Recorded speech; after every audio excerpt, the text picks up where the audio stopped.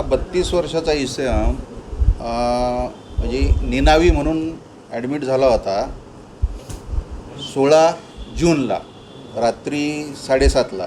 ह्या रुग्णाला 108 नंबरची जी ॲम्ब्युलन्स असते ते घेऊन आले होते. ह्या इसमाचा ॲक्सिडेंट झाला होता. बस त्याच्या पायावरून गेली होती रनवर आणि त्यानंतर 108च्या ॲम्ब्युलन्सने त्याला घेऊन आले होते 16 जूनला.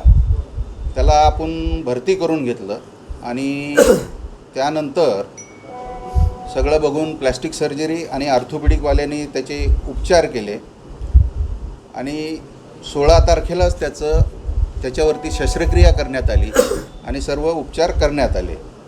त्यानंतर त्याची जखम थोडीशी ही झाली होती, तर जखमेचं पण परत दुसऱ्यांदा त्याचं ऑपरेशन केलं 27 जूनला आणि त्याचे सगळे ती जखम जी आहे टाके बिके सगळे टाकले गेले आणि त्याचे टाके 4 जुलैला काढलेले आहेत. जखम भरलेली आहे, त्याच्यावरती सगळे योग्य उपचार केलेले आहेत. आता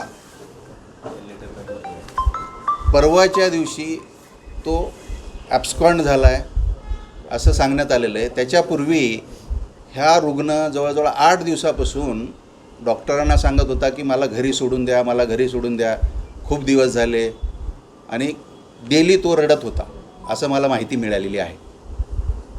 हा रुग्ण जो आहे तो जी माहिती मिळालेली आहे त्याप्रमाणे तो मध्य प्रदेशातला राहणारा आहे आणि बाकी त्याचं आमच्या सोशल वर्करनीही त्याचा शोध वगैरे घेण्याचा प्रयत्न केला, परंतु त्याचं रिलेटिव्ह कुणी असं काही सापडून आलेलं नाही.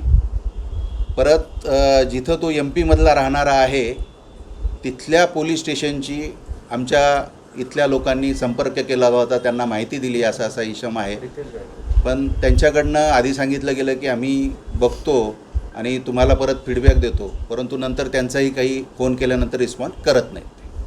येरवडा पोलीस ठाण्यात याच व्यक्तीच्या संदर्भात एक तक्रार दाखल झाली आहे, ज्यात तुमच्या हॉस्पिटलचे डॉक्टर हे बेकायदेशीररित्या या रुग्णाला एका रिक्षात रात्री बसवून विश्रांतवाडीला निर्जनस्थळी सोडून आले. या संदर्भात एक ट्रॅप सुद्धा लावण्यात आलेला होता. काही कार्यकर्त्यांनी त्यांच्या रिक्षात म्हणजे पुराव्यादाखल त्यांनी त्याचा व्हिडिओ सुद्धा केलेला आहे. तुम्ही जी स्टोरी सांगताय की त्या रुग्णानंच विनंती केलेली होती, तर तशी विनंती त्याने केलेली असेल तर त्याच्या नातेवाईकांना एक आपण कळवलेलं होतं का? मुद्दा आहे नातेवाईक मी आत्ताच सांगितलं ना, त्याचे नातेवाईक कुणीही आढळून आलेले नाही. त्याचं जे गाव आहे तिथं पोलीस स्टेशनला पण सांगितलेलं आहे. त्यांच्या डिस्चार्ज प्रोसिजर झालेली आहे का? डिस्चार्ज म्हणजे MSWला सांगितलं होतं गेल्या 8 दिवसापासून की त्याला त्याचं कुठल्या तरी संस्थेत किंवा कुठेतरी त्याचा शोध घेऊन तिथे पाठवा म्हणून. सर, असं म्हणजे त्याचे उपचार पूर्ण झालेले होते. तुमच्याकडून असं बेकायदेशीररित्या रात्री अपरात्री रुग्णाला फेकून देता नालीमध्ये वगैरे नाही, असं योग्य नाही. जर ते झालेलं असेल तर त्याच्यावर कडक कारवाई. तुम्ही जे सांगता आहात त्याच्यामध्ये थोडंसं तथ्यांमध्ये जरा थोडेसे डिफरन्सेस येतात. तुम्ही असं म्हणताय की त्या व्यक्तीनं स्वतः डिमांड केली होती. येस, त्या व्यक्तीशी मी स्वतः बोललोय आज सकाळी. नंतर त्या व्यक्तीची कस्टडी कुणाकडे आहे? ते पळून गेल्याचं काय पाय नसलेला व्यक्ती पळून गेला असं तुम्ही सांगताय. ॲक्सिडेंट झाले म्हणजे त्यांना जावं लागलं असेल कसं तरी स्ट्रेचरवर, खुर्चीवर. पाय नसलेला व्यक्ती स्वतः आता पळून जाऊ शकत नाही. बरं, खरी गोष्ट आहे. तुम्हाला पेशंट आता ॲडमिट आहे आपल्याकडे. पेशंट आपल्याकडे ॲडमिट आहे. पण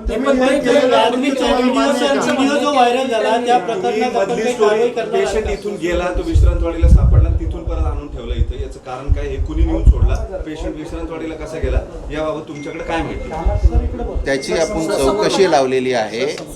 ते सर्व चौकशी करून त्याचा अहवाल येईल. आता चौकशी चालू आहे त्याची. आपल्याला तक्रार काय प्राप्त झाली या प्रकारात? तात्काळ त्याची चौकशी करण्याची मी आदेश दिलेले आहे. सर, प्रश्न अत्यंत साधा आहे. आपल्याला या सगळ्या प्रकरणामध्ये काय तक्रार प्राप्त झालेली आहे आणि त्याच्यावर तुम्ही काय कारवाई करणार? तक्रार काय? तक्रार अशी माझ्याकडे लेखी कोणाचीच प्राप्त नाही आहे.